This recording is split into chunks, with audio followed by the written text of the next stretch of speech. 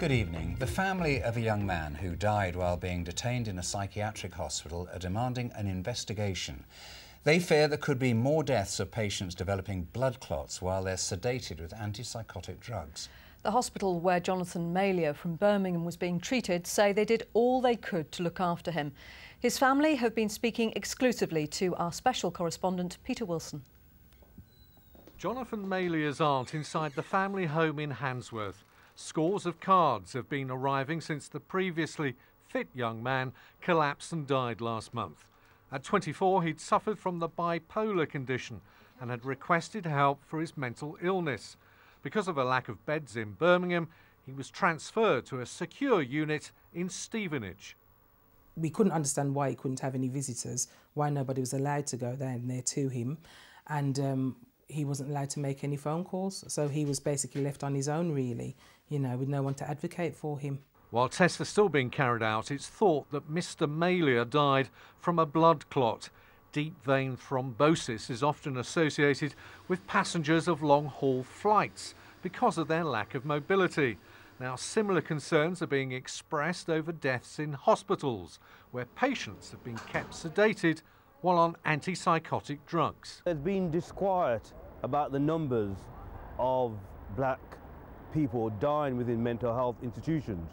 This young man was admitted to psychiatric care, was compulsorily detained, was given, as we understand it, anti-psychotic medication, and then ends up a short time later dead. The hospital where Mr. Malier was being treated has released a statement.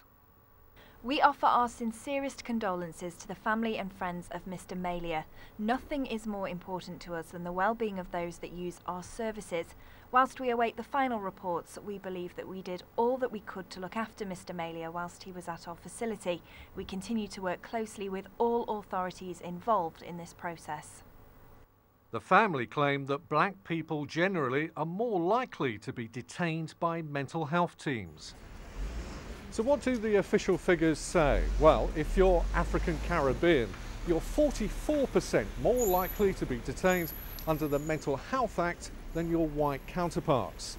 Last year, 14 black or mixed race people died in mental institutions. That represented 16% of the total, but that racial group is less than 3% of the national population. Jonathan Malier's mother suffers from the same bipolar condition as her eldest son. Because of his sudden death, she suffered a breakdown and is now in hospital too. It's a double blow for her teenage children.